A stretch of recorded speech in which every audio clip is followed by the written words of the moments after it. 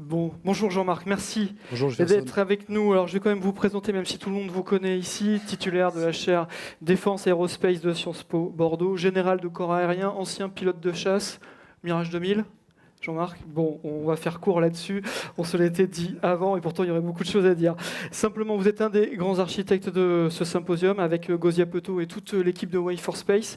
On a quelques minutes avant de démarrer notre première table ronde pour reposer un peu les enjeux et le cadre parce que les ambitions sont fortes aujourd'hui. Ce thème, vers une approche éthique et responsable des activités spatiales, renvoie directement au réchauffement climatique, à tous ces bouleversements-là. La question est simple, Jean-Marc Laurent, et à la fois très compliquée. Est-ce que les industriels du spatial ne peuvent plus s'affranchir de cette dimension-là, de cette problématique ? Merci Jefferson, bonjour à toutes et à tous. D'abord, je me félicite de la présence d'un auditoire aussi nombreux, éclectique. On a des personnes qui viennent de tous les milieux, et ça c'est très important pour conduire une réflexion, croiser les regards et travailler, parce que, je rassure nos hôtes, politiques en particulier, Way for Space et son Next Space Symposium a pour but aujourd'hui et demain de travailler, c'est-à-dire de réfléchir effectivement à trouver les meilleures orientations, la meilleure voie pour innover. Innover, beaucoup de gens le font. Nous devons innover dans le bon sens. Je prends souvent devant les étudiants un exemple qui est celui de l'aéronautique, on en a parlé à l'instant. Essayez de nous replonger 100 ans en arrière, en 1922. En 1922, on avait une aéronautique faite d'avions en bois et en toile. On n'imaginait pas ce que serait cette aéronautique 30 ans plus tard. Le président Rousset a parlé de changement de propulsion. Eh bien, ça a été le cas il y a 100 ans. On a le même niveau de défi. Et derrière ces défis, il y a effectivement des enjeux d'éthique et des enjeux de responsabilité. Nous n'avons pas le droit de faire n'importe quoi.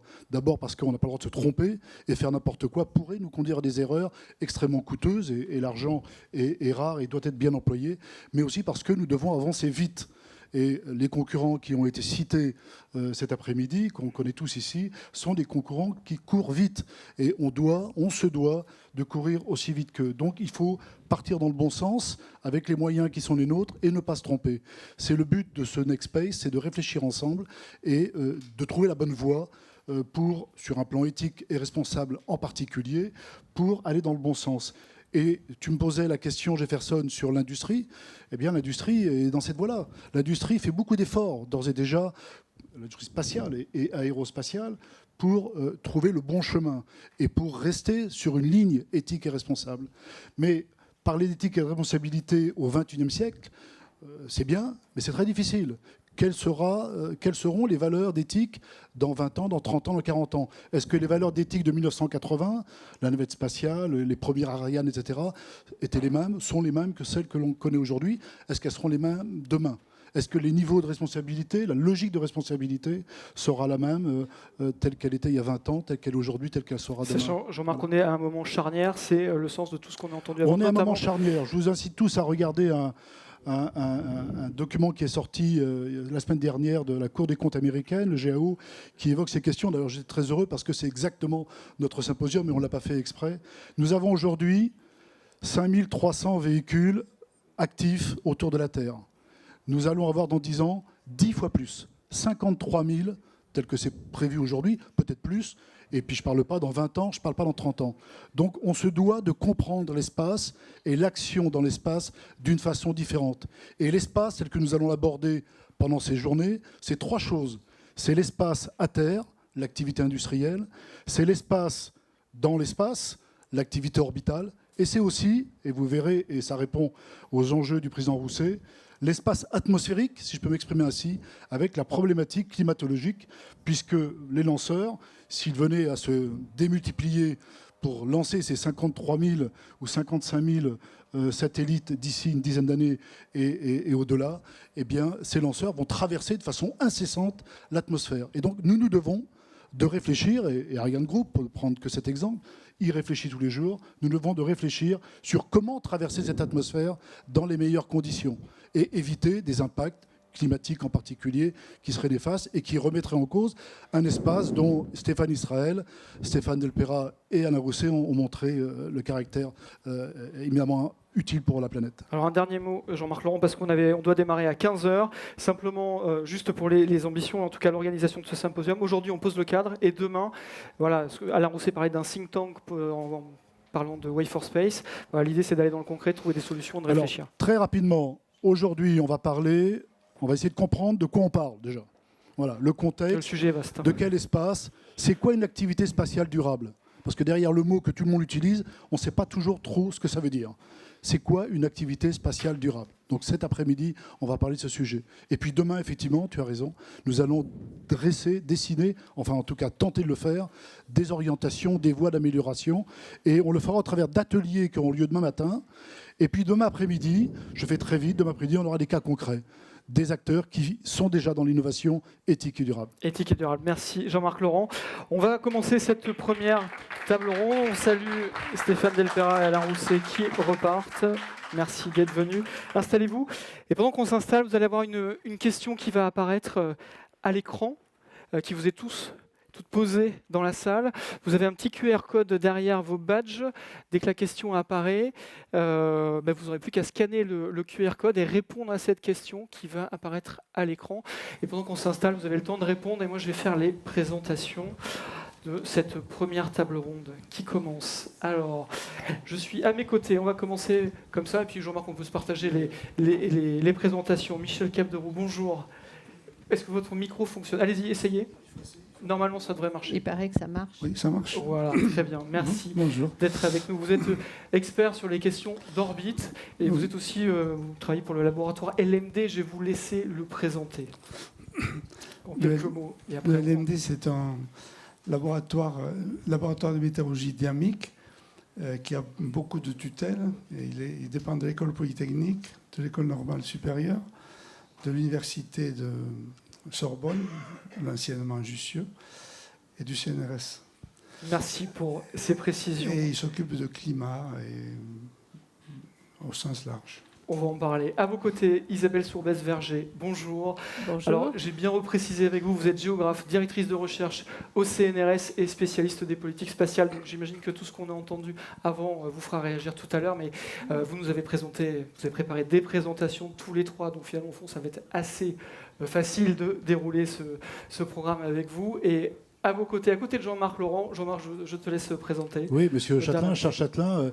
Alors, nous avons essayé de croiser des regards très différents, les deux premiers qu'on vient de présenter, et puis quelqu'un qui a pris du recul et qui a en particulier écrit un livre, coécrit, on va dire, un document extrêmement intéressant sur la place de l'humanité dans l'espace. Donc, c'est un regard plus philosophique, plus littéraire, on va dire, de la question. Et le titre, c'était le destin cosmique de l'humanité. Absolument, oui. Et Voilà. écrit avec le regretté Alain Dupas, qui nous a quittés en juin dernier.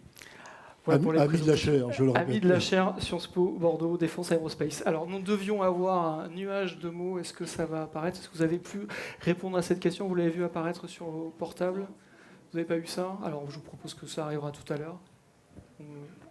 Ça va arriver. Ça va arriver. Je vous propose qu'on commence sans plus attendre. On va commencer avec vous, Isabelle Sourbès-Verger, parce que vous avez fait une présentation et la question est très simple. Jean-Marc Laurent le disait tout à l'heure, il faut qu'on pose le cadre. Alors, que fait-on dans l'espace et où va-t-on? Oui, alors, la question est très simple. Hein. Vous avez tous remarqué que c'était très simple. Ça fait une demi-heure qu'on entend des exposés qui nous disent plutôt que c'est compliqué. Mais voilà. Donc, moi, ce que j'ai fait, c'est je suis géographe, donc on va mettre des images sur tout ce qui a été dit. Si vous ma avez une télécommande devant présentation. vous. Voilà. Donc, c'est moi qui lance la présentation, apparemment. Théoriquement. Donc, la flèche verte, en général. Voilà. Alors, pardon, j'ai dû passer donc, en arrière. Voilà, très bien. Voilà. Donc, en fait, je vais passer très, très vite, hein, parce que le but n'est pas d'asséner. Je ne suis pas du tout en train de faire un cours, donc je vais passer rapidement. Ce que je voulais montrer, c'était, et ça s'est bien entendu dans toutes les présentations qu'on vient d'avoir, hein, y compris dans la présentation du général Laurent tout à l'heure, c'est que maintenant, ça fait quand même 65 ans que l'homme a quitté la Terre au travers d'un petit satellite qui s'appelait Spoutnik et qui a révolutionné d'une certaine manière à la fois l'image que l'on a eue sur Terre de la rivalité entre les États-Unis et l'Union soviétique, puisqu'à la surprise générale, c'est l'Union soviétique qui a couru en tête, je dirais, pendant les premières années de la conquête spatiale. Et donc cette inscription qui va avec une vraie course, on l'appelle la course à l'espace, c'est une vraie compétition idéologique et est symbolique et elle va jusqu'à la Lune en 1968. Et ce qui est intéressant, c'est que quand moi je disais à mes étudiants, il n'y a pas encore si longtemps, vos parents vous ont raconté la marche sur la Lune et comment ils voyaient. Maintenant, mes étudiants me disent, mes grands-parents m'ont raconté la marche sur la Lune. Et je me mets à leur place et je me dis que moi, si on parlait d'un événement que m'auraient raconté mes grands-parents quand c'était arrivé, je n'aurais pas du tout vu ça comme de l'histoire récente. Et je pense que pour eux, ce n'est plus de l'histoire récente. Et donc ça me semble être un élément très important. C'est que les nouvelles générations, on parle beaucoup des startups, on parle beaucoup des nouveaux acteurs du spatial. Mais ces nouveaux acteurs du spatial, ils sont d'un autre monde que mon monde. C'est-à-dire que la guerre froide, pour eux, c'est du passé. La rivalité Chine et États-Unis, c'est du passé. Et la relation qu'on a à un espace qui est un espace de souveraineté, certes, c'est toujours vrai. Vous allez voir, les budgets, c'est toujours vrai. Mais malgré tout, l'espace, c'est aussi une infrastructure avec laquelle on a des relations différentes et sur lesquelles on se pose des questionnements différents, y compris, ça aussi, j'y suis très sensible quand je fais cours ou même dans des conférences, la question du développement durable et du coût carbone et de l'éco-responsabilité dans l'espace, qui sont des questions pour lesquelles l'espace n'est pas très familier. Alors, si on regarde le coût carbone d'une Ariane 5, je ne pense pas qu'on soit dans des choses absolument exceptionnelles. Si on regarde le coût carbone d'un satellite géostationnaire Eutelsat, pour rester sur de l'européen, on est dans un excellent coût carbone puisqu'il va desservir un continent, plusieurs continents entiers en télécommunications. Donc ça, c'est une question qu'il faut aussi abonder d'une autre manière. Donc l'autre grande révolution, ça a été le fait que on a vu la Terre de l'extérieur.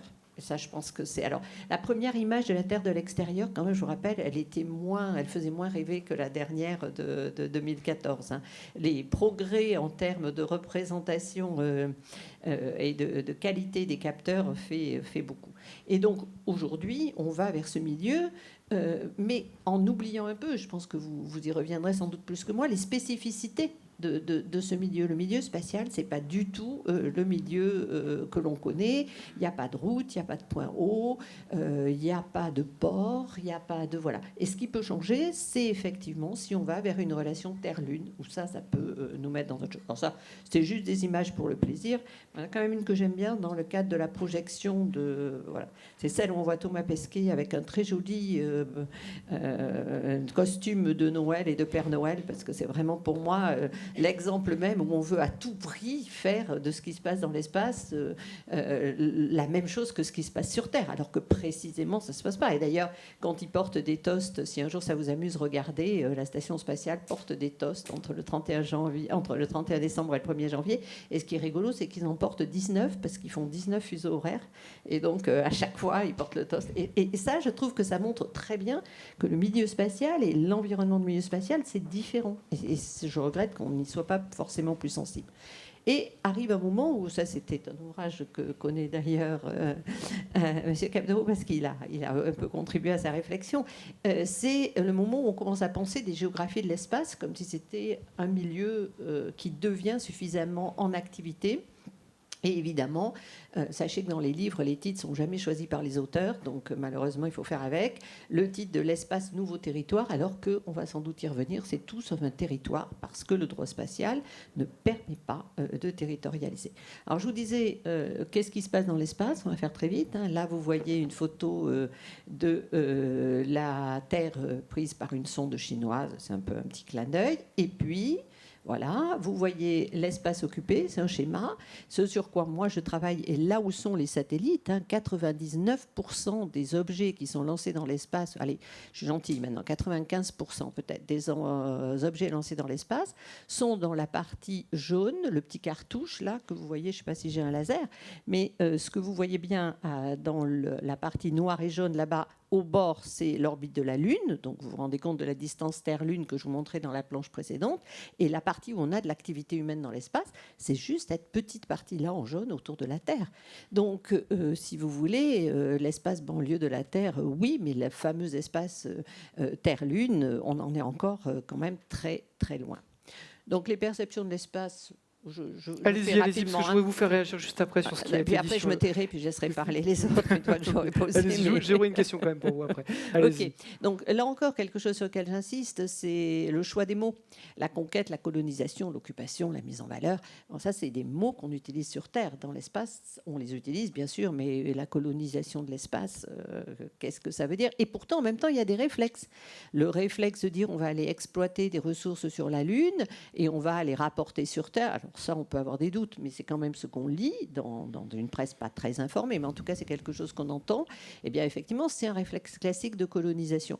On a une expérience de la colonisation et on sait aussi quelles sont à la longue les difficultés. Parler de l'exploitation des ressources spatiales et des ressources en particulier minières sur la Lune ou sur les astéroïdes, c'est une question d'extractivisme, c'est une question de coût négatif des ressources, etc., qu'il faut aussi absolument prendre en compte.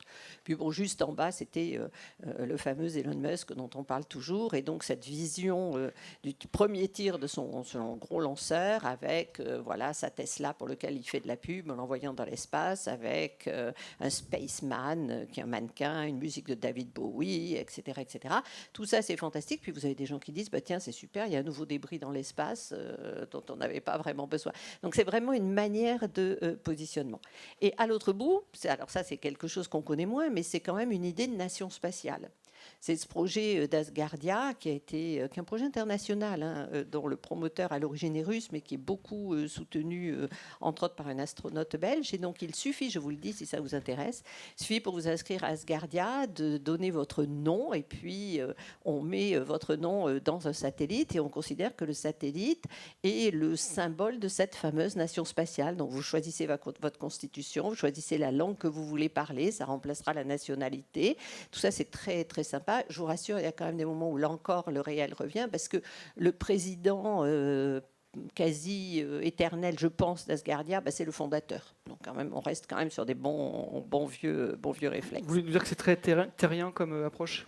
Disons que la vision est très céleste, mais dans le fond, il y a quand même des fondamentaux qu'on retrouve. Mais non, c'est un peu pour m'amuser. Mais c'est vrai que cette image d'Asgardia et cette idée qu'on peut penser une nation spatiale avec simplement un nom dans un satellite qui orbite autour de la Terre, je trouve ça quand même très intéressant et je regrette qu'on n'en parle pas forcément Mais sans doute plus. que Charles Châtelain aura des choses à dire là-dessus. Pour Voilà, vous avez les visionnaires, on en parlera dans quelques minutes. Pas de souci. Et puis, vous aurez un beau diplôme de citoyen d'Asgardia. Et je suis pas Super. inscrite. Et donc là, c'était juste pour finir, l'occupation en croissance, on en parlait tout à l'heure. Alors, c'est une préoccupation.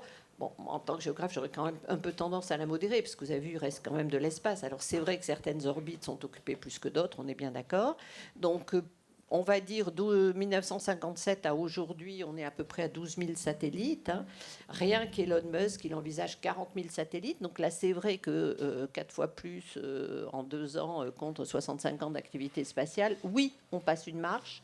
Maintenant, la question, c'est quelles sont les orbites qui vont être les plus convoitées ou les plus utilisées. Et donc, cette question du trafic spatial, qui est une grande question, elle va se poser en particulier avec certaines lignes de force, certains lieux particuliers sur lesquels il faudra décider, sachant que, par exemple, Elon Musk, lui, il dit qu'il se fait ses propres règles de circulation et qu'il considère qu'effectivement, on est interdépendant dans l'espace. Donc, il est le premier à avoir intérêt à éviter qu'il y ait un accident qui mettrait des débris et polluerait toutes les orbites qu'il utilise et qu'il a l'intention de continuer à y utiliser.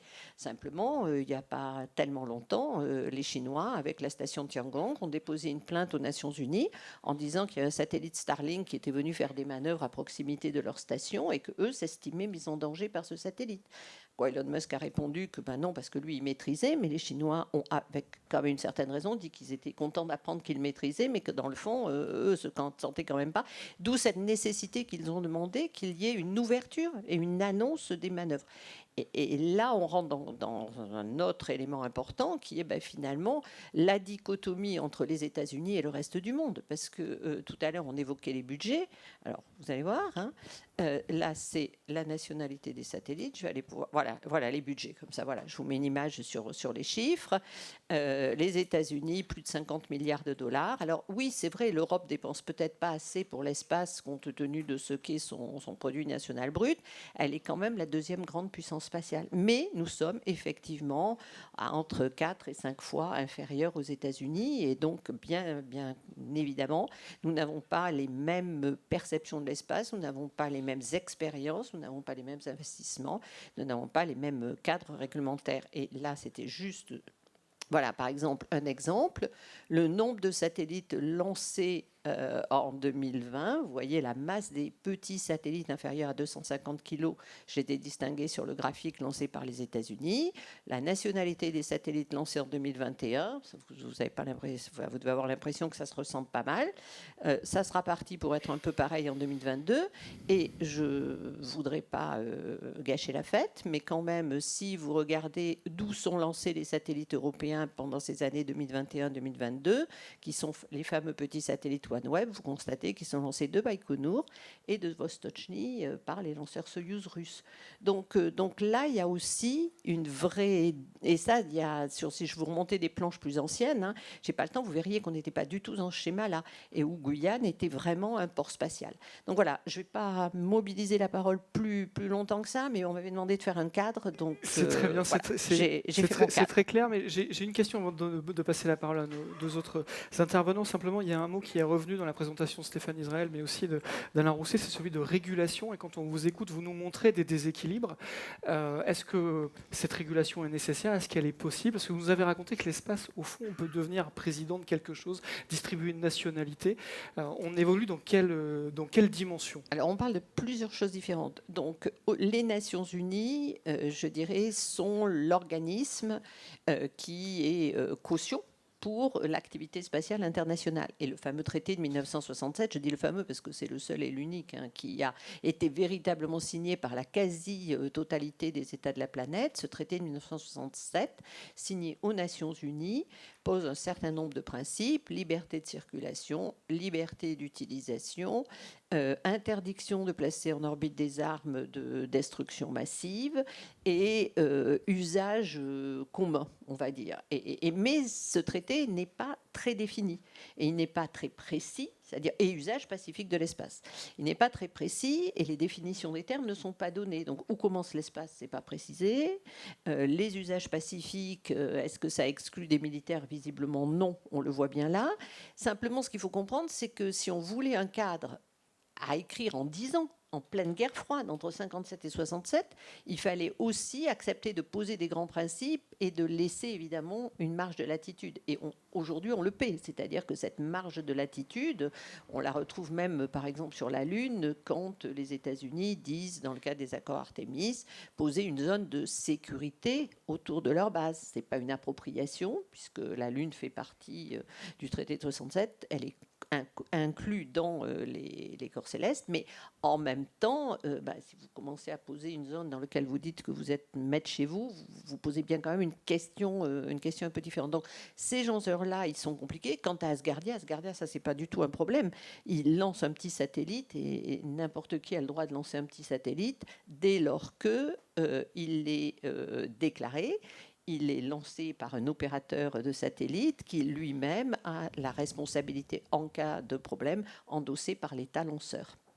Merci Isabelle Sourbès-Verger. On va poursuivre avec vous Michel Capderoux parce que Isabelle Sourbès-Verger le disait, il y a beaucoup de monde quand même dans l'espace. En tout cas, il y a des projets très importants. Elon Musk parle de 40 000 avec ses constellations, etc. Donc beaucoup plus d'objets. On va aller où ça va aller où, Michel Capderoux? Vous avez une présentation pour ça, vous allez nous raconter. Et vous êtes spécialiste des orbites.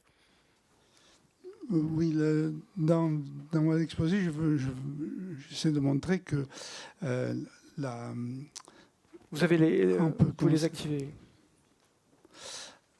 Voilà, les orbites ne sont pas de manière continue, disons. Il y a beaucoup de monde dans une orbite basse, on va définir. Après, il y a une sorte de trou, puis il y a une orbite où il y a les satellites, les GPS, et puis il n'y a rien, et puis après il y a les géostationnaires. C'est de ça que je vais parler un peu. Tous les problèmes, évidemment, de collision possibles, c'est surtout dans l'orbite basse qu'il se trouve. Est-ce que c'est ça l'enjeu de demain? C'est là où la compétition va être la plus sévère? C'est là qu'il risque d'y avoir quelques catastrophes, effectivement. Oui, je pense que c'est là. Tous les satellites dont on parle, les constellations Kuiper, Starlink, ça, ce sont des orbites basses. Expliquez-nous pourquoi, parce que c'est la plus proche, expliquez-nous pour les gens qui nous C'est écoutent. ce qui a été dit tout à l'heure, c'est que les satellites jusqu'à présent d'orbite basse, c'est vers 500, 600, 800, 900 km, c'était pour l'observation. Et maintenant, on veut que ce soit pour les télécommunications. Il y a très longtemps, des premières communications, moi je me suis trouvé par exemple au Sahara, et pour appeler Alger, par exemple, quand j'étais à Tamanrasset, on utilisait, ils ne mettaient pas des poteaux télégraphiques le long de la route, ils avaient utilisé les géostationnaires. Et c'était quand même assez miraculeux, merveilleux, il y a plus de 30 ans, de pouvoir communiquer comme ça. Mais les gens disaient, oui, mais quand même, le temps que le signal aille au géostationnaire qui revienne, vous pouvez faire le calcul, même avec la vitesse à la lumière à 300 000 km par seconde, ils sont à 36 000, aller-retour, ça fait 72 000, plus les relais, etc. Donc il y avait un quart de seconde de latence. Et les gens trouvent que c'est insupportable quand vous avez à demander la santé du petit dernier, qu'il y ait un quart de seconde de retard. Donc il y a cette idée qu'il faut des orbites basses depuis longtemps. Maintenant, ça serait insupportable pour de bon. Et d'où il va y avoir peut-être encombrement, en fait, des orbites qui sont très basses et de plus en plus basses d'ailleurs. Alors, je commence. Allez-y. Je commence. Je dois dire que j'ai eu le plaisir dans ma carrière d'enseigner pendant longtemps. Et en général, je savais le public auquel je m'adressais. Ici, on m'a dit que c'est un public divers. Donc, je vais reprendre quelques bases pour que les gens comprennent et que des fois on pose la question, y a-t-il une limite supérieure à l'atmosphère? Est-ce que l'atmosphère, ça s'arrête à un moment donné? Pour avoir une idée, si on voulait ramener toute l'atmosphère à la pression atmosphérique, merci, elle ferait à peu près 8 à 9 km d'épaisseur. Bon, mais vous savez que l'atmosphère n'est pas partout à la pression atmosphérique. Et ce que j'ai voulu mettre là, un tableau assez simple, pour avoir une idée, chaque fois qu'on monte 15 km, elle est divisée par 10, la pression. Et donc, au bout de 30 km, elle est divisée par 100, et etc. Donc, c'est ce qu'on appelle une décroissance exponentielle.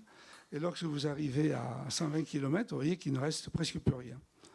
Pourtant, pour un satellite, à 120 km, il est impossible qu'il vole parce que les frottements sont trop grands et il va prendre feu aussitôt. Voilà, donc il faut comprendre que quand on parle d'atmosphère, pour nous, c'est l'idée d'on respire.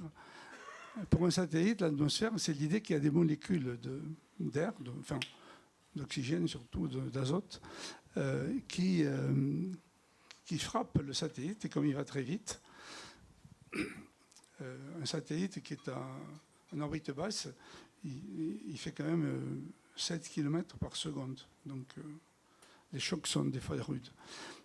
Donc ce dessin montre un peu ce qu'on appelle les diverses classes d'atmosphère. Bon, je rappelle que ce qu'on appelle la troposphère, c'est ce qui est à moins de 10 km, c'est là que sont les phénomènes météorologiques. Et c'est là, à la limite, qu'on peut vivre, même s'il faut des bouteilles d'oxygène quand on dépasse quand même les 10 km. Donc là, j'ai repris un dessin qui avait été fait par l'ESA sur les frottements atmosphériques.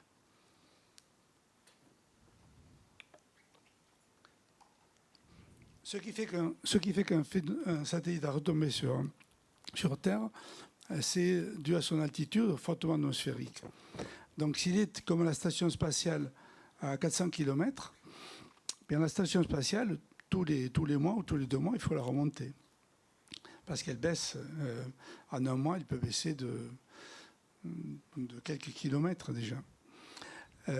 Au-dessus, à 500 km, vous voyez, la durée de vie serait un peu plus grande. À 800, ça sera une centaine d'années. Et au-dessus, la durée de vie est pratiquement éternelle. Alors, comme j'ai dit, sans faire un cours d'astronautique, il n'y a pas que les frottements qui jouent quand même. Il peut y avoir des perturbations qui sont dues à la Lune, au Soleil, ce qui fait qu'une orbite qui est circulaire, et même très haute, peut à la longue devenir elliptique et donc aller dans l'atmosphère terrestre. Mais c'est un cas quand même très rare.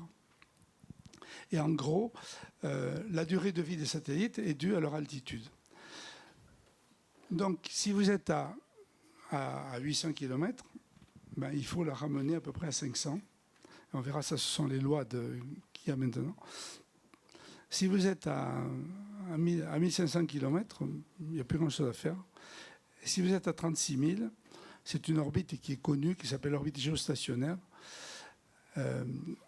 qui fait que les satellites paraissent fixes par rapport à la Terre, en fait parce qu'ils tournent à la même vitesse que la Terre. Et là, on ne peut pas les faire redescendre sur Terre. Par contre, on peut leur demander de sortir de cette orbite, d'aller un peu plus loin, au lieu d'être à 36 000, d'être à 37 000. Et c'est ce qu'on appelle en anglais une orbite cimetière. C'est-à-dire qu'ils sont là et ils y resteront. Je vais donner déjà un petit exemple.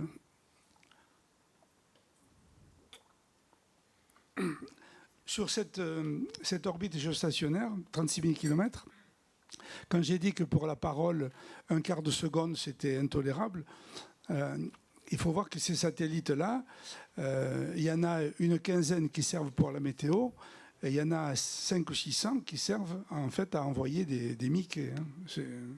Qu'est-ce que vous appelez des Mickey? La télé, quoi, les bandes dessinées, tout ça. Donc, qu'il y ait un quart de seconde de retard, c'est pas grave. Il y a un opérateur qui s'appelle... Donc, le code de bonne conduite, quand il vous reste... Alors, il y a une sorte d'essence, si vous voulez, dans les satellites, qu'on appelle l'hydrazine. On peut dire que c'est comme un carburant, quoi. Il sert à maintenir un satellite. Un satellite, vous savez, c'est pas un moteur qui tourne avec des mobilettes. Une fois qu'il y est, il tourne tout seul. La Terre tourne toute seule autour du Soleil. On n'a pas à faire d'efforts. Et donc le satellite, il tourne autour de la Terre sans effort. Mais comme il y a des perturbations, il faut des fois le remettre en poste. Et puis, il faut aussi qu'il envoie son information. Et donc, il y a une durée de vie qui est due au fait que quand il n'y a plus de carburant pour se remettre en poste, eh bien, il meurt, c'est-à-dire qu'il reste où il est. Alors, il y a déjà 30 ans, une loi de bonne conduite, c'était que s'il reste 50 grammes ou 100 grammes d'hydrazine, il fallait qu'il aille plus loin. Il y a une compagnie luxembourgeoise qui s'appelle Astra, qui distribuait beaucoup de satellites, qui a dit « Nous, on n'a rien à faire, jusqu'au dernier gramme, on reste en place. » Et personne ne peut les obliger. Bon, maintenant, ça fait mauvaise réputation, mais il y a 30 ans, il faut dire qu'ils s'en moquaient un peu. Donc voilà les grandes catégories de satellites. En orbite, ce qu'on appelle circulaire. Alors plus il est bas, plus le satellite tourne vite. Hein. Ça, c'est les lois de Newton et de Kepler. Donc, ce que je veux dire, c'est qu'il y a des trous, si on peut dire. Il y a l'orbite qu'on appelle Léo, qui est l'orbite basse, qui est en gros entre 400 et 900 km. Le satellite, il met à peu près 100 minutes à faire le tour. Il fait à peu près 14 tours par jour. La station spatiale, elle en fait 15. Elle voit 15 levées de soleil par jour. Et ensuite, vous avez les satellites MEO à 20 000. Donc, vous voyez qu'entre 900 et 20 000, il n'y a pas de satellite. On peut en trouver 2 ou 3 de géodésie, mais il n'y a pas. Et donc, entre 20 000 et 23 000, vous avez les satellites, les GPS, Galileo, les Russes, GLONASS, ou les Chinois, Beidou. Après, il y a un trou, en effet, encore. Et puis, les satellites géostationnaires, qui, eux, sont strictement à l'altitude qui est marquée là, pour qu'ils tournent donc à une vitesse à la Terre. Alors, les satellites de GPS, leur période, c'est 12 heures à peu près. Donc, ils font 2 tours par jour. Et les satellites géo, ben, ils font 1 tour par jour. Et comme la Terre a fait 1 tour par jour, eh bien, ils restent toujours au-dessus du même point. Il faut qu'ils soient sur l'équateur, entre parenthèses. Alors, j'ai mis là, c'était un peu pour attiser votre curiosité. On constate que dans les satellites Léo, il y en a beaucoup. Alors, qu'est-ce qu'on appelle l'inclinaison d'un satellite? Un satellite est sur une orbite, une sorte de plan, si vous voulez. Et cette orbite, selon l'angle qu'elle fait avec le plan équatorial, s'appelle l'inclinaison. Donc si elle est à 0, elle est dans le plan équatorial. Si elle est à 90 degrés, elle passe sur les pôles. Et elle peut être plus 98 degrés. Et beaucoup de satellites sont à 98 degrés. Et ça, c'est parce qu'ils ont une propriété. Ils sont ce qu'on appelle héliosynchrones, c'est-à-dire que quand ils passent sur un point, ils passent toujours à la même heure. Voilà, c'est très intéressant, beaucoup de points de vue. Mais il faut que ce soit cette inclinaison. Après, j'ai marqué la nouvelle catégorie qu'on appelle le VLO. Alors, j'ai mis 200 km, j'ai la main un peu lourde là, quand même. Disons que c'est en général entre 400 et 200 km. Ça, ce sont des satellites qui ne durent pas longtemps parce que ils brûlent vite en atmosphère. Dans les années 70-80, c'était des satellites espions russes, enfin soviétiques et américains qui étaient dans ces orbites très basses. Les Américains envoyaient ces satellites et ensuite, ça paraît un peu paradoxal, mais quand la CIA a déclassifié, on a vu que le satellite prenait des photos avec des pellicules, il rembobinait la pellicule et il l'envoyait. Et il y avait des avions avec des filets qui devaient le rattraper. Oui, il y a eu cela. Mais Corona, je ne sais pas si c'était pas avec le truc qui était récupéré quand même. C'était, je ne sais plus le nom exactement. Et donc ils ont fait le bilan après et ils ont vu que sur 20 fois qu'ils avaient fait ça, et ils l'avaient loupé pendant 18 fois, mais qu'à chaque fois, il y avait quand même des chalutiers russes qui étaient dans le coin pour pêcher des morues. Jean-Marc Laurent, vous n'avez rien récupéré en vol, non? Et les Russes avaient une autre technique, c'était de faire re-atterrir un satellite. Et ils reprenaient la pellicule. Voilà. Et petite anecdote, mais lorsque l'URSS s'est effondré, la municipalité de Vitry-sur-Seine, communiste, où j'habite, elle a acheté un de ces satellites pour le mettre sur le centre Leclerc. Et donc, quand je vais faire les courses au centre Leclerc, je vois ce satellite russe. C'est assez intéressant à voir. Et voilà, donc en gros, bon, après, il y a les orbites elliptiques, je n'en parlerai pas. Je dis juste un point sur ce qu'on appelle les points de Lagrange. Si vous voulez, après, on pourra en parler. Les points de Lagrange sont devenus connus, célèbres, parce qu'il y a le satellite James Webb qui est sur un de ces points-là. Et ce sont des points qui sont très loin de la Terre, qui sont à 1,5 million de kilomètres, et qui sont en position qu'on appelle d'équilibre instable. Voilà. Donc, si vous voulez comparer des points de Lagrange, je vous en parlerai avec... On aura peut-être des questions tout à l'heure. Avec grand plaisir. Alors ensuite, ce qui nous préoccupait surtout, c'était un peu les problèmes des lancements et des débris. Donc vous voyez les lancements ici, en bas, on voit les lancements tout à coup en jaune. Là, ce sont les satellites d'Elon Musk là, qui deviennent très, très majoritaires. Là, vous avez la partie cumulée. Alors, je ne vois pas trop d'ici, mais ce qui est en rouge, c'est l'orbite Léo, donc c'est l'orbite basse dont on parlait. Vous voyez qu'elle est grandement majoritaire. Là, je parle ce qu'on appelait avant constellation satellite, c'est des satellites qui avaient une dizaine de satellites. Donc, vous aviez autrefois les Iridium, par exemple, qui étaient une centaine de satellites. Il y a eu aussi les satellites qui sont marqués la planète DAP. C'est assez récent, c'était il y a une quinzaine d'années. Ils ont lancé des satellites en grappe depuis la station spatiale qui font des très très belles images. Ce sont tout petits satellites.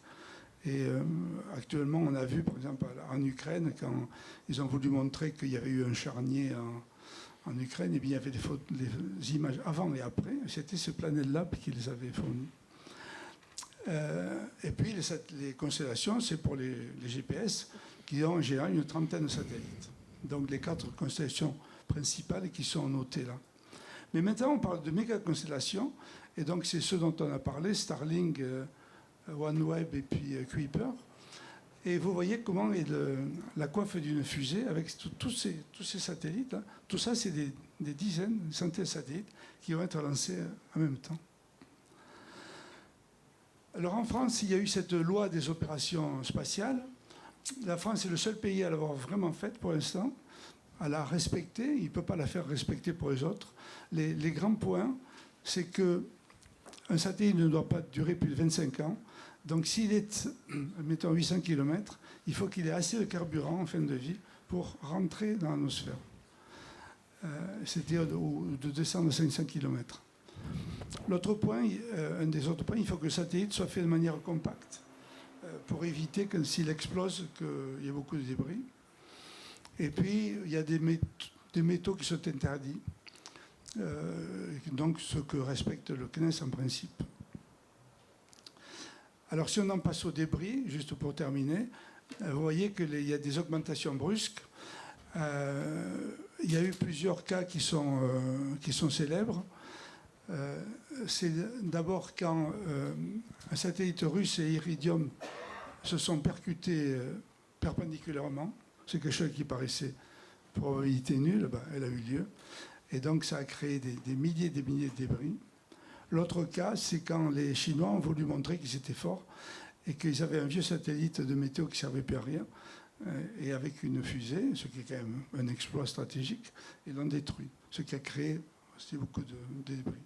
Peu après, les Américains ont voulu montrer qu'ils étaient forts aussi, mais ils l'ont fait sur un satellite en orbite très basse, à 300 km, 400, et donc les débris ont été aussitôt éliminés. Depuis, les Indiens et les Russes ont montré aussi Oui, les Russes ont fait aussi qu'ils savaient faire. un tir. On en reparlera. Ouais. D'accord. Et donc je termine sur une dernière image. Ça, c'est une orbite, c'est Starlink, c'est des collègues astronomes qui m'ont fourni cette image. Eh bien, Starlink, il respecte parfaitement les lois d'opération spatiale. Ils sont à 500 km, ils vont tomber. Ils sont faits de manière compacte et n'ont pas de produits nocifs. Donc, de ce point de vue-là, on ne peut rien faire. Par contre, pour l'astronomie, c'est quand même un peu dur quand vous observez une constellation derrière. Il faut reconnaître. Mais quel est le poids d'astronomie vis-à-vis de ça, je ne sais pas. Pourtant, l'astronomie, je pense que c'est important quand même. Voilà en tout cas ce qu'on peut voir. Merci Michel Capderoux. On va aller vers Charles Châtelain, vous le journaliste écrivain. Vous vouliez nous parler des visionnaires. Alors on a parlé plusieurs fois depuis le début d'Elon Musk et de Jeff Bezos, mais il n'y a pas que. Racontez-nous. Oui, alors moi je vais vous montrer de belles images et je vais vous parler des visionnaires. Et je vais essayer de vous démontrer que les visionnaires essayent de voir le futur, tentent de l'imaginer, mais qu'ils sont aussi bien dans leur époque. Le premier visionnaire, c'est Jules Verne. C'est par lui que tout commence. En fait, avant Jules Verne, personne ne parle de voyage spatial, sauf les poètes. Et Jules Verne, avec ses deux romans lunaires, va inventer l'astronautique, littéralement. Il est bien de son temps, parce qu'il est dans la révolution industrielle, dans la révolution technique, dans la révolution scientifique du 19e siècle. Jules Verne, c'est le romancier des machines. Et il va inspirer au moins 2 des 3 pères fondateurs de l'astronautique.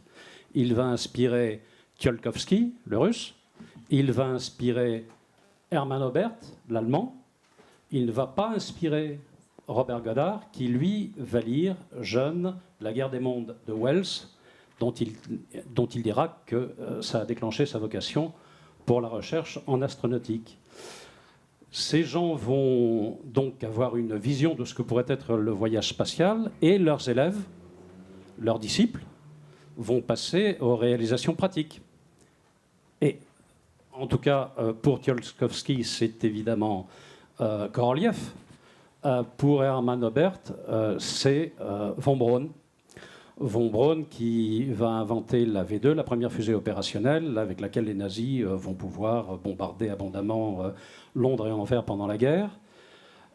Korolev, lui, il va mettre au point la R7 et il va lancer Sputnik 1 avec. Et qu'est-ce que c'est que la R7 sinon le missile stratégique qui doit emporter la grosse bombe toute nouvelle nucléaire à hydrogène de Staline. Donc, réalisation pratique qui suit les visionnaires. Je vais aller vite parce qu'on n'a plus beaucoup de temps. La guerre chaude avec von Braun et puis la guerre froide avec Korolev et von Braun vont nous amener directement à la Lune, évidemment. Et cette Lune va inspirer de nouveaux visionnaires qui, dans les années 60, à la fin des années 60, vont penser à ce que pourrait être l'avenir de l'homme dans l'espace. Eux aussi sont bien dans leur époque. Ils ont une vision, mais en même temps, ils sont préoccupés par ce qui préoccupe l'humanité au moment où ils s'expriment. Ici, vous avez un splendide Island Free de Gérard O'Neill. C'était des habitats spatiaux avec lesquels O'Neill pensait qu'on pourrait résoudre le problème de la surpopulation. On est à la fin des années 60. Je crois qu'il fait sa première étude d'île spatiale, de cylindres de O'Neill, comme on les appelle plus couramment, en 69. En fait, c'est un jeu d'étudiants, un atelier d'été. Et il imagine donc que dans ces superbes cylindres, on va pouvoir loger beaucoup de monde. Island Free, ça fait 30 km de long, ça fait 7 km de diamètre, ça loge 10 millions d'habitants. Et si on en met une centaine en orbite au point de Lagrange, dont vous parliez tout à l'heure, ça fait 1 milliard de personnes. Donc c'était une réponse à une préoccupation immédiate de l'époque, puisqu'on pensait qu'on serait beaucoup plus de 10 milliards. Ensuite, O'Neill s'est dit, qu'est-ce que je vais faire à ces 10 millions de personnes ou ces milliers de personnes qui sont dans l'espace, dans les cylindres? Qu'est-ce qu'on va leur faire? Une fois qu'on a construit les cylindres, que faire? Encore un Island Free ou un modèle un peu plus gros, comme vous voyez, campagne, rivière, ville, village, tout ça est très terrestre. Mais ces gens-là, que leur faire? Et O'Neill s'intéresse à un type qui est un électrotechnicien qui s'appelle Glaser, Robert Glaser, et qui va voir... Alors lui, on est en 68 au moment où il sort son article. On est en plein dans l'affaire du... Le Club de Rome commence à dire qu'on va bientôt manquer de matières premières et d'énergie. Glaser s'est dit, comment résoudre le problème? Je vais... inventer un concept qui est le satellite solaire. Donc il a imaginé une structure absolument colossale qui fait sur l'image 10 km sur 5, avec une antenne d'1 km de diamètre qui aurait... évidemment, tout ça est couvert de panneaux solaires. Dans l'espace, l'énergie solaire est permanente et illimitée. Et donc cet engin fait 5 gigawatts de puissance et transmet l'énergie par une antenne d'1 km de diamètre vers la Terre, où tout ça sert à alimenter nos réseaux électriques. O'Neill s'est dit, voilà ce que feront les habitants des cylindres. Ils construiront des satellites solaires. O'Neill s'est dit aussi, on ne va pas faire monter, je n'ai plus en tête le poids d'un Island Free, mais ça doit faire quelques milliards de tonnes. On ne va pas faire monter tout ça du puits de gravité de la Terre. Il va falloir créer une industrie dans l'espace et on construira ces engins, aussi bien les cylindres que les satellites solaires de Glaser, on les construira dans l'espace avec une infrastructure industrielle qui sera basée dans l'espace et qui utilisera... Alors O'Neill pensait à du matériau lunaire. Il a ensuite pensé aux astéroïdes, évidemment. Et je vais essayer de trouver mes astéroïdes. Voilà. C'est une très très belle image de Deep Space Industries qui a été actif mais qui a été revendu maintenant. Bref, faire du space mining, donc trouver là-haut toutes les matières premières dont aurait besoin cette industrie spatiale. Je vous parle de ça parce qu'il y a quelqu'un qui est fasciné par les idées de O'Neill, c'est Jeff Bezos.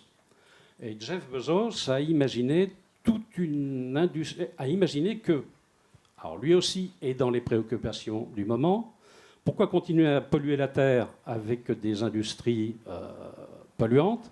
Faisons monter tout ce qui pollue dans l'espace et on fera de la Terre un jardin. On pourra conserver les activités qui ne polluent pas, mais en tout cas tout ce qui pollue là-haut. Et cette industrie dans l'espace utiliserait effectivement le space mining pour trouver des matières premières. Le problème de cette industrie dans l'espace, de ces usines spatiales, bon, l'énergie est illimitée, c'est le soleil, là-haut, tout va bien, mais il faut commencer par faire monter des choses. Quand même, il faut faire monter des gens, il faut faire monter les premières infrastructures, ensuite on fera les choses là-haut, mais en attendant, il faut quand même sortir du puits de gravité terrestre. Et la seule solution, c'est de créer des lanceurs à bas coût réutilisables, qu'on puisse utiliser comme des avions, c'est-à-dire voler tout le temps, launch, land, repeat. Et Elon Musk, on va venir à lui, puisque c'est le héros du moment en matière spatiale. Musk a eu exactement le même problème, faire monter là-haut des choses à bas coût, avec des lanceurs réutilisables. Lui n'a pas la même vision que Bezos, évidemment. Pour Musk, il s'agit de coloniser Mars. Et l'un et l'autre, Musk et Bezos, tentent de mettre au point des lanceurs réutilisables. Bezos est à la peine en ce moment avec son moteur BE4 et son New Glenn, mais il va y arriver sans doute. Et Musk a fait un tabac, si j'ose dire, avec sa Falcon, sa fusée Falcon, qui donne bien du souci à Ariane Espace et à Ariane Group. Et Musk va sans doute incessamment faire réaliser le premier vol orbital de son Starship. Launch, Land, Repeat, je fais un peu d'histoire. Je vous rappelle que c'était exactement ce à quoi devait servir la navette spatiale américaine quand elle a été conçue dans les années 70. Elle devait décoller, aller dans l'espace, lâcher sa charge utile, redescendre, redécoller, lancer sa charge utile, redescendre, launch, land, repeat, et ça 100 fois par an pour une navette. Évidemment, on n'y est pas arrivé. On va voir ce que va donner la Starship, on va voir ce que va donner la New Glenn. En tout cas, Musk a réussi un truc qui nous fait passer de la vision au réel, qui est la Falcon. Il a littéralement révolutionné le monde des lanceurs. Et puisqu'on parle de vision, ce qui est étonnant pour Musk et Bezos, c'est qu'ils ont puisé, enfin c'est pas étonnant, ça me paraît assez naturel, ce sont des enfants de la science-fiction. Ce sont des enfants de voici une ville martienne selon Musk. Ce sont des deux personnages qui, très jeunes, se sont gavés littéralement de littérature de science-fiction. Ils se sont également gavés, si j'ose dire, comme moi quand j'étais jeune, des images d'Apollo. Et au point que Bezos donne à ses fusées les noms d'astronautes américains, New Shepard, New Glenn, New Armstrong, tandis que Musk, lui, donne des noms de vaisseaux de la civilisation, de la culture d'un écrivain de science-fiction qui s'appelle Ian Banks. Et donc, il y en a un dont j'aime beaucoup le nom, c'est « Of course, I still love you ». Et alors, lui ne donne pas ces noms Musk ne donne pas ces noms-là à des vaisseaux, mais aux barges qui, en mer, récupèrent les étages principaux de Falcon. On doit en être à 145 récupérations. Et beaucoup de ces étages ont déjà atteint 10 ou 12 réutilisations, 10 ou 12 vols. On commence quand même à s'approcher de quelque chose d'intéressant, au point que le prix du kilo de charge utile en orbite est en train de descendre. Alors, Stéphane Israël n'est pas là, donc il ne pourra pas hurler quand je vais dire qu'on doit être autour de $2000 le kilo de charge utile en orbite. On était à $20 000 à la grande époque de la navette. Et donc, ça descend. Et Musk imagine arriver à 40 ou $20 le kilo de charge utile en orbite avec son Starship.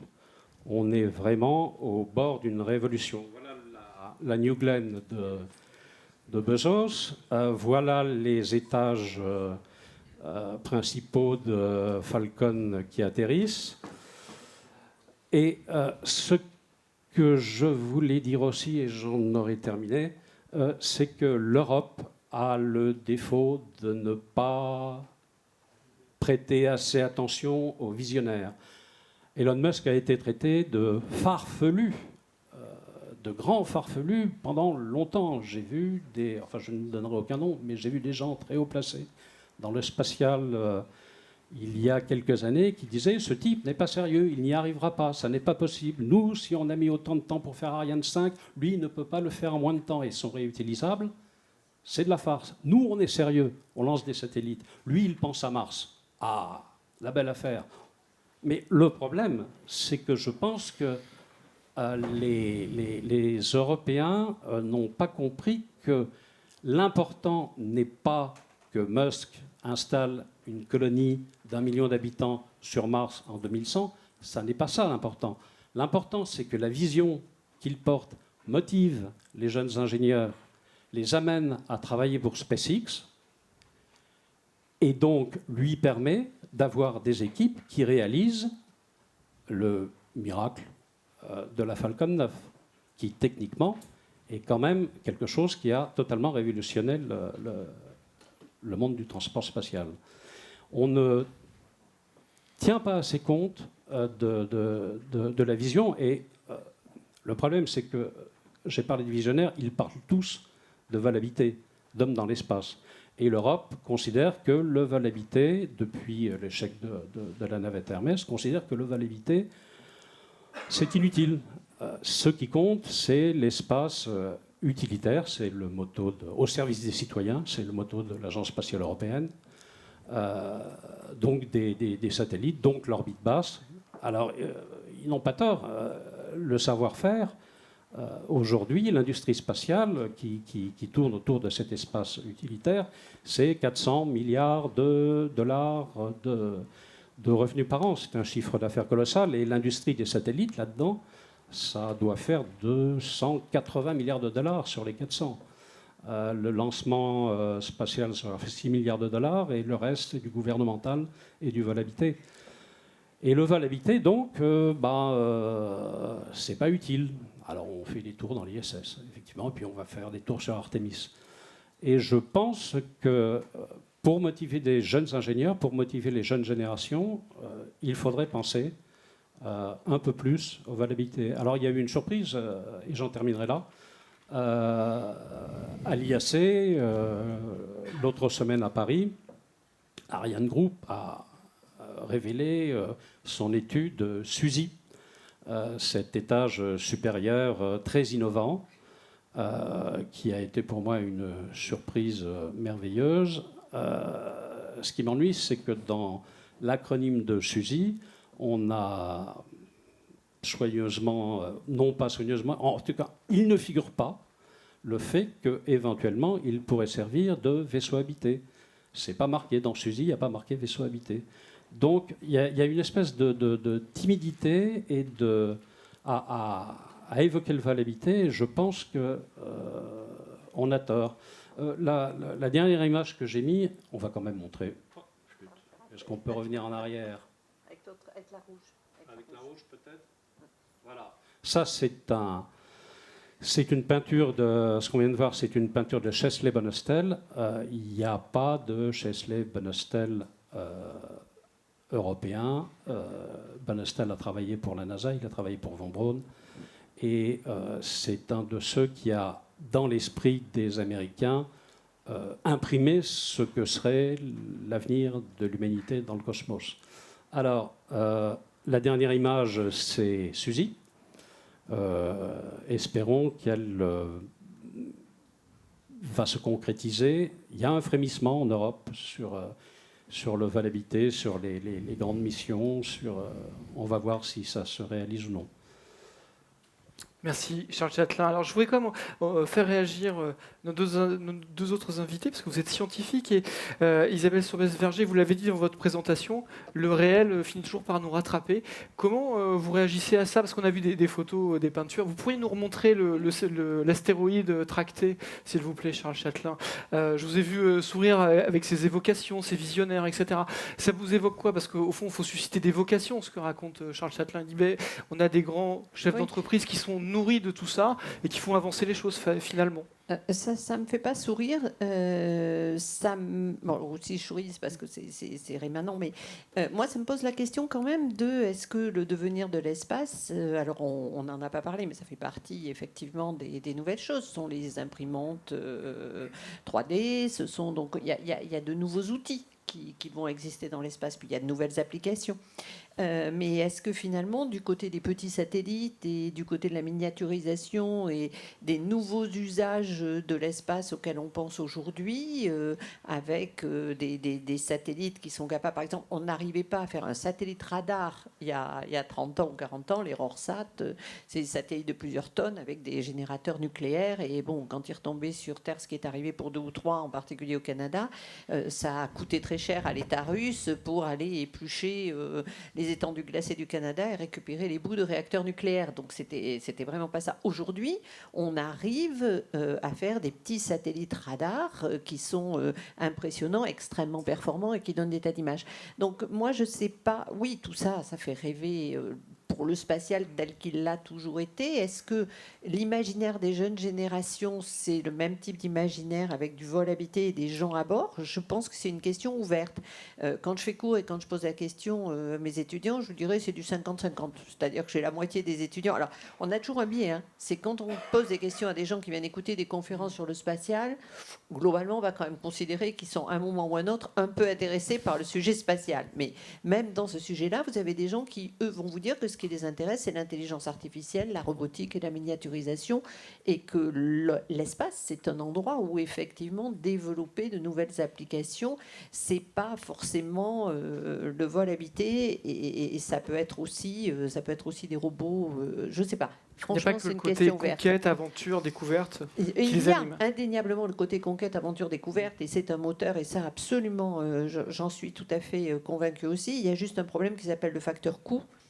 Et le facteur coût, à un moment, il n'est pas négligeable. Et les Européens, ils n'ont pas dit qu'ils trouvaient que l'espace habité était inutile. Ils ont dit que c'était inutile de développer un lanceur qui ait la compétence d'envoyer des hommes dans l'espace parce que ça grévait le coût d'un lanceur dont la vocation était d'être présente sur le marché commercial. Mais c'était un choix. Alors là, je suis assez d'accord avec vous, qui peut être lié à une certaine vision et difficulté peut-être de l'Europe, de se fédérer sur un objectif, un idéal qui intègre tous les Européens. Pourquoi nous, on parle autant de Thomas Pesquet? Je mets bien au défi plein de gens de citer des noms d'autres astronautes qui ne soient pas français, et je doute que Thomas Pesquet soit aussi célèbre en Espagne ou en Grande-Bretagne. Donc effectivement, il y a peut-être aussi ce défaut d'identification, mais il me semble qu'on n'est plus dans le XXe siècle, on est dans le XXIe siècle, et donc qui remplace Chesley Bonestell aujourd'hui aux États-Unis? Ça, c'est aussi une question ouverte. En tout cas, en Europe, je suis d'accord, il n'y a pas grand monde. Michel Capderon, pour rebondir sur ce que disait Isabelle Sorbès-Verger, c'est-à-dire que vous, quand vous regardez ces peintures ou ces photos, est-ce que c'est le scientifique qui prend tout de suite la main en disant bon, c'est pas possible, c'est farfelu J'ai pas dit que c'est ce que vous aviez dit, mais simplement, qu'est-ce que vous le voyez comment, vous? Moi, je peux vous donner le point de vue des gens qui travaillent dans les labos, comme je suis, sur l'environnement, tout ça.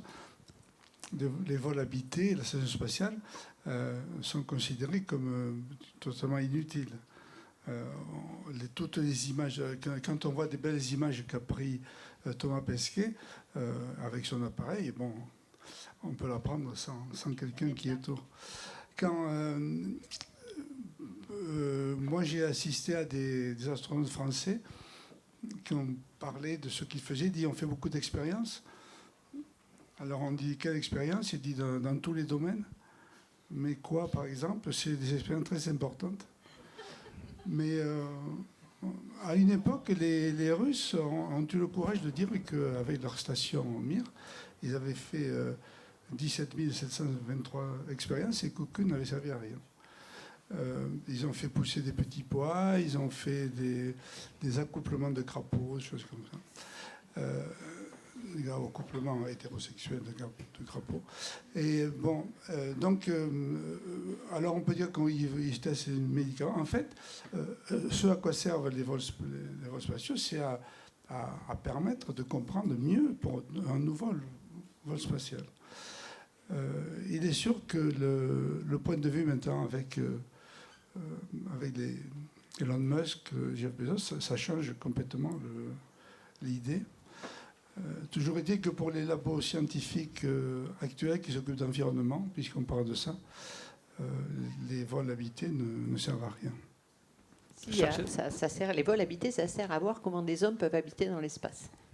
Oui. C'est vraiment ça la vraie question. C'est est-ce que des hommes peuvent habiter dans l'espace? Comment on peut les faire habiter? Comment on peut les faire vivre? Mais en soi, le but étant pour l'homme. C'est ça. Charles Châtelet, on voit qu'il y a deux visions, deux approches. Vous nous avez proposé une version avec des visionnaires, des gens qui rêvent d'aller habiter, qui rêvent de conquérir, finalement, de repousser les limites. Et après, on a une vision qui dit, attention, ça ne sert pas à grand-chose, on peut faire d'autres choses, on peut faire différemment, il y a d'autres projets à développer. Est-ce qu'il y a une concurrence? Il va y avoir une concurrence de moyens sur le sujet? Alors, très franchement, je n'ai aucune idée de ce que pourra bien être l'avenir. Ce que je veux dire, c'est que des visions qui pourraient paraître farfelues finissent par aboutir à des réalisations extrêmement concrètes.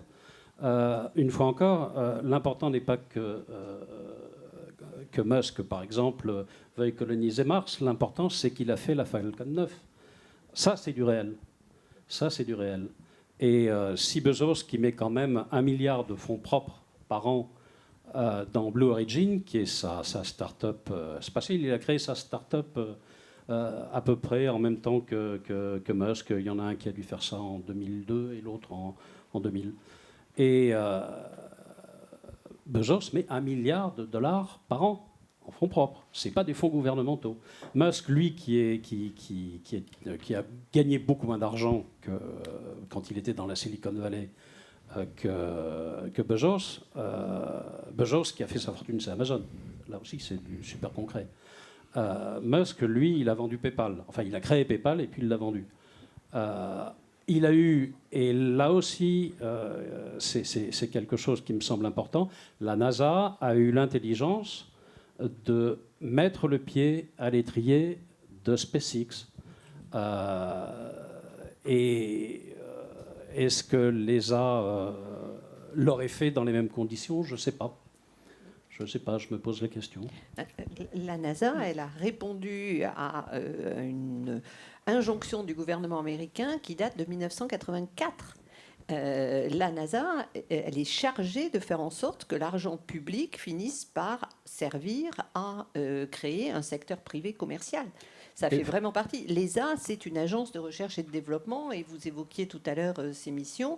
Il y a aussi la science, qui est une part quand même très importante des missions de l'ESA, et les missions sur la comète Kourou, etc. Ce sont de magnifiques missions technologiques qui pourraient d'ailleurs servir, effectivement, si un jour on veut faire du mining ou autre. Mais c'est vrai que les États-Unis ont quand même un système dans lequel l'espace, c'est la nouvelle frontière, avec tout ce que ça veut dire pour les États-Unis, comme domestication d'un espace inconnu, et pour en tirer des fonds et pour en retirer un revenu qui ira à des entrepreneurs privés. Donc c'est pas seulement le rêve et c'est pas seulement chasteté, c'est aussi une vision de l'espace qui est une vision profondément commerciale. Et si vous regardez la Chine aujourd'hui sur l'espace commercial, pour eux, c'est pas du tout la même dimension. C'est un espace commercial étatique. Je vais juste rappeler une anecdote parce que je trouve qu'elle est très révélatrice sur la Lune. Bon, il y a un ambassadeur galactique qui vend, si vous avez un trou là pour les cadeaux de Noël, ça approche dangereusement, vous pouvez offrir à quelqu'un pour 50 et quelques dollars une parcelle de Lune. Donc vous lui offrez un joli papier sur lequel il y a écrit qu'il était propriétaire d'une parcelle de Lune. Et cet ambassadeur galactique, il dit que c'est une société qui est légale. ça signifie absolument rien, au motif qu'il a déposé au registre du commerce. Alors effectivement, puis il a fait autre chose de drôlement juridique. Il a écrit aux Nations Unies en leur disant que si dans un délai de 3 mois, il lui répondait pas pour lui dire qu'il était interdit, c'est qu'il était autorisé. Donc c'est en termes de droit spatial, ça aussi c'est quand même drôlement costaud. Bon, et il vend son petit truc, et puis si vous en achetez plusieurs parcelles, il vous promet qu'elles seront jointives, mais il ne peut pas vous donner les coordonnées géographiques sur la Lune. Mais c'est promis. Ça évoque tout à fait des parcelles le long d'un chemin de fer qui avance dans l'Ouest américain, si vous voulez. C'est cette logique-là. Il y a un Chinois, il a trouvé que c'était une super bonne idée. Il a créé la même société et il a commencé à vendre des bouts de papier. Et lui, il s'est retrouvé au tribunal en Chine, tout de suite, parce que l'État chinois lui a expliqué que la Terre, ça appartenait à l'État. Et donc, ça a été terminé pour sa start-up. Et donc, si vous voulez, je pense qu'il faut bien quand même qu'on se rende compte que nous, on fonctionne toujours avec ce modèle américain qui est notre modèle prégnant. Pour des raisons d'imaginaire, la science-fiction qu'on connaît, Hollywood, etc., c'est encore les États-Unis.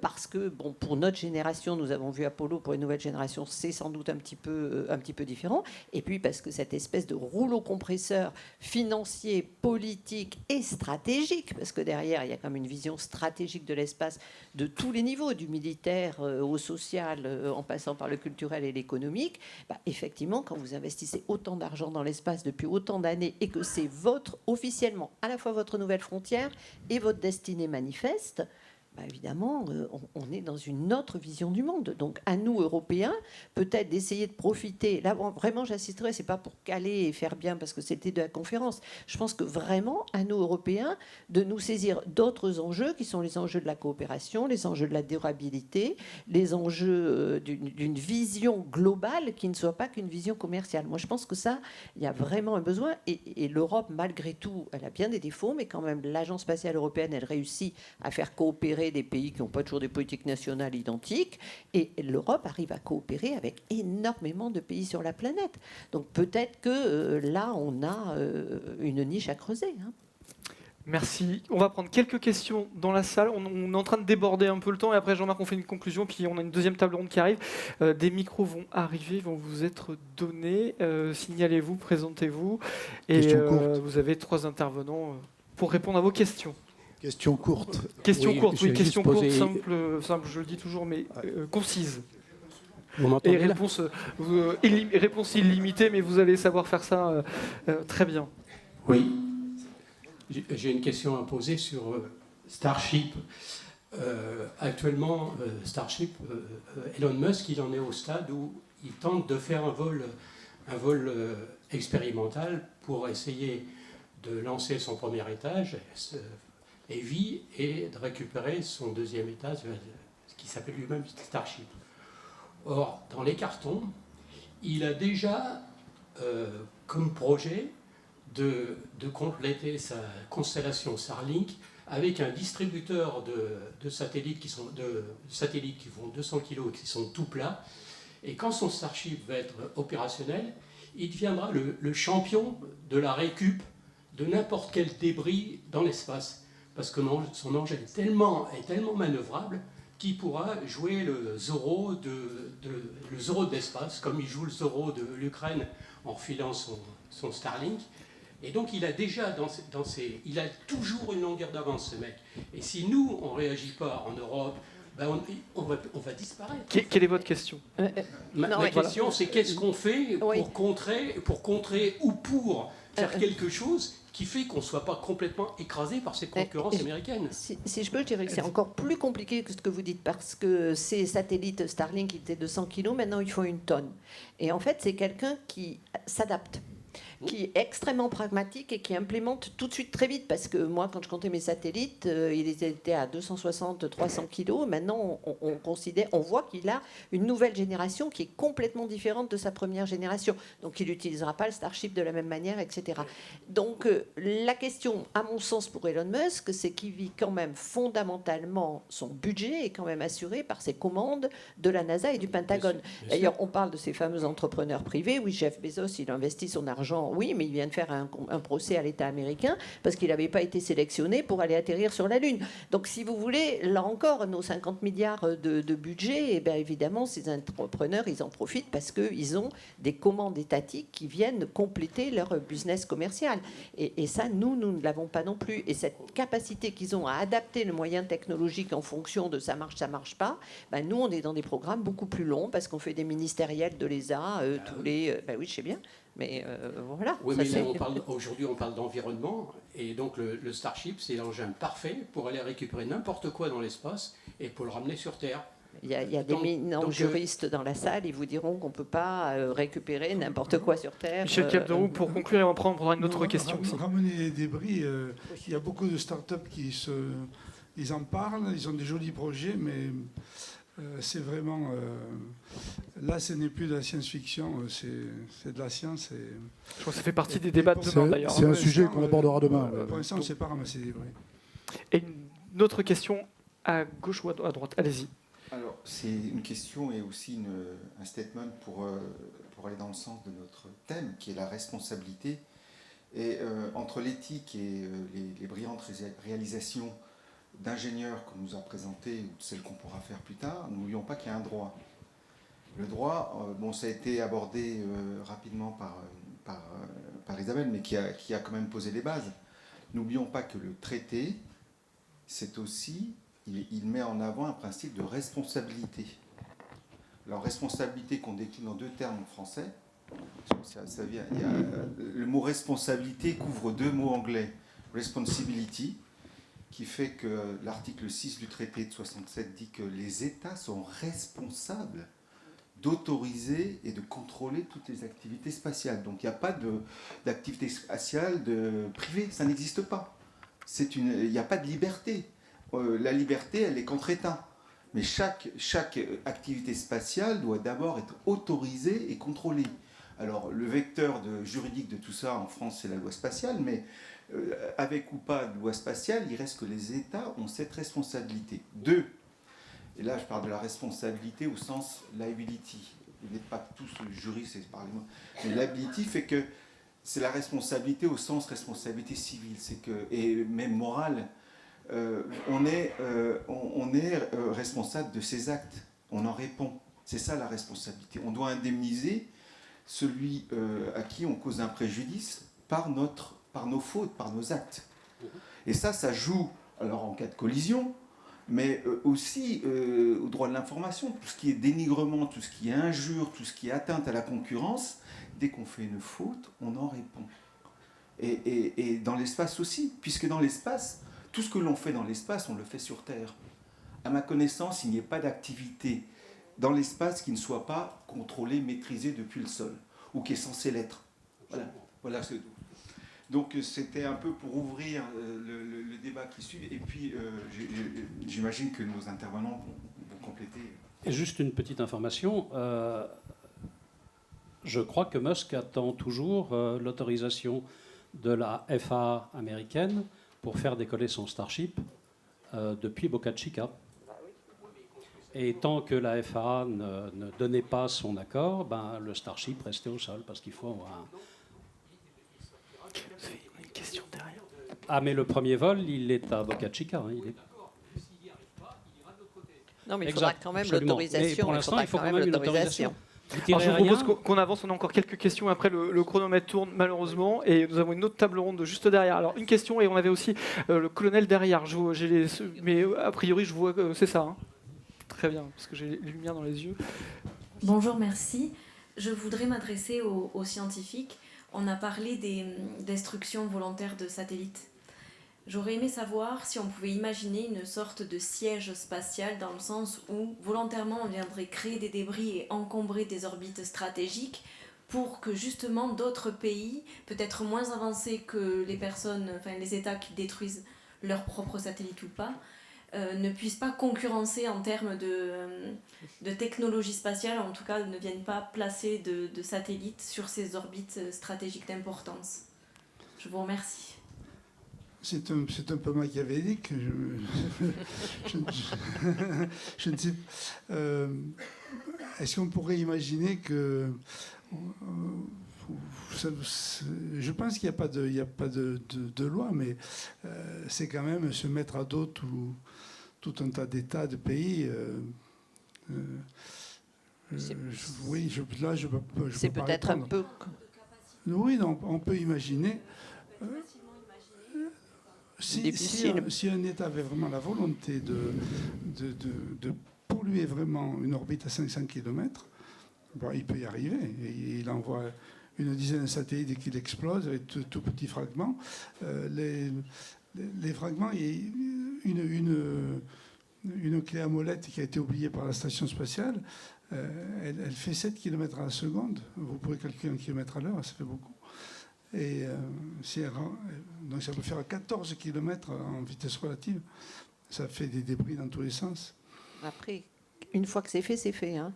Donc, faut bien y réfléchir quand même avant de jouer à ça. Et je pense que si vous voulez empêcher des gens d'utiliser une orbite, on pense rarement...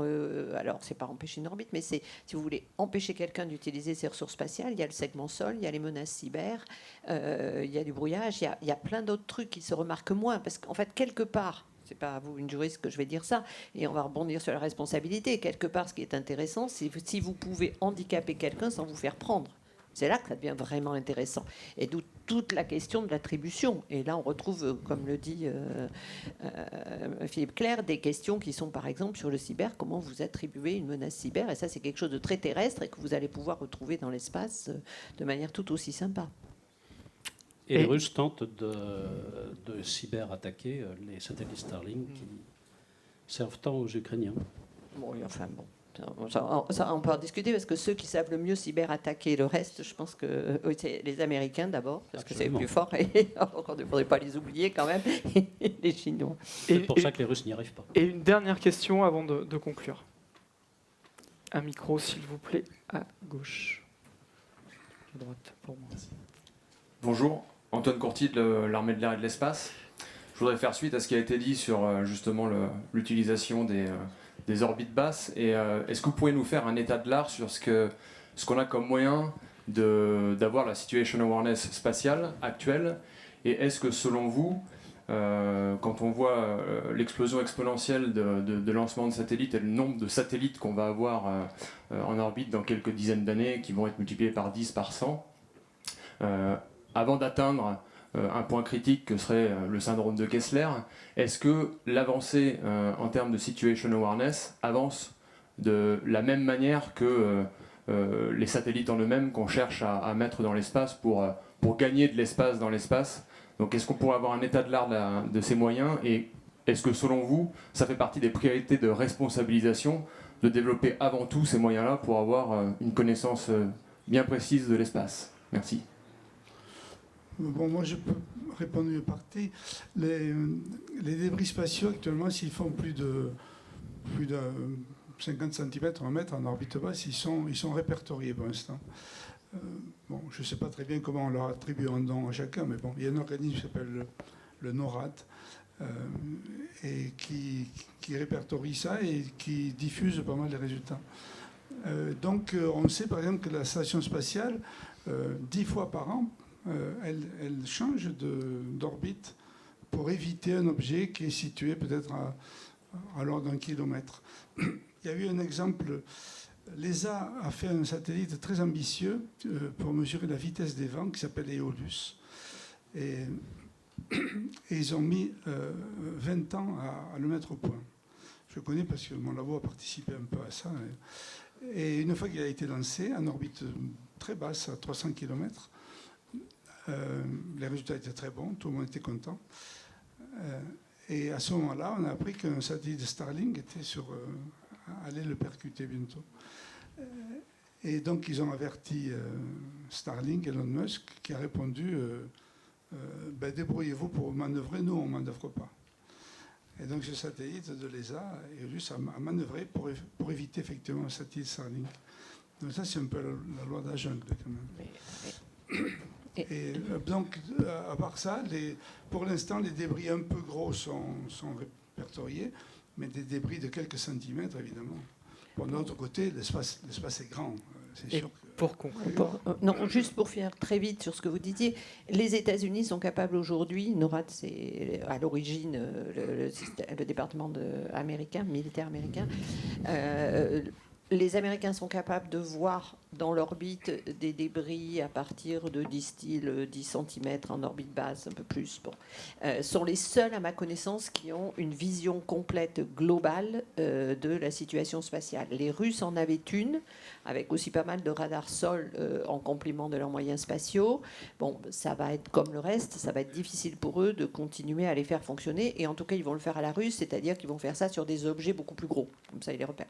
Nous, en Europe, je ne sais pas à vous que je vais dire ça, mais on peut faire cocorico puisqu'on avait le radar grave, qui était ce radar qui nous permettait effectivement, à partir des renseignements du NORAD, de suivre les orbites et de préciser, et dans un certain nombre de cas, mais on n'est pas capable en Europe aujourd'hui, et c'est le nouveau, je dirais, après Copernicus et Galiléo, c'est le nouveau grand projet de l'Europe spatiale, que de se doter de la capacité de voir ce qui se passe dans l'espace et de surveiller très précisément ce qui se passe dans l'espace. Et c'est d'autant plus important que si on veut un jour évaluer si réellement il y a eu une attaque d'un satellite sur un autre satellite ou des rapprochements suspects ou etc., il faut quand même qu'on ait vraiment les moyens d'information. À un moment, on a eu Helios qui nous a permis d'intervenir contre des déclarations américaines sur des menaces en Irak. Bon, là, il faut de la même façon qu'on ait une surveillance spatiale. C'est quelque chose de laquelle l'Europe s'attaque tardivement. On peut vraiment s'étonner que ça soit aussi tardif, mais on peut espérer que ça soit bientôt disponible. Merci à tous les trois. Jean-Marc Laurent, on fera une conclusion après, Oui, puisqu'on est en train de prendre beaucoup de retard sur le programme. Merci encore une fois à tous les trois. Merci pour votre écoute. On fait un petit break et on revient tout de suite après. Voilà. 5 minutes.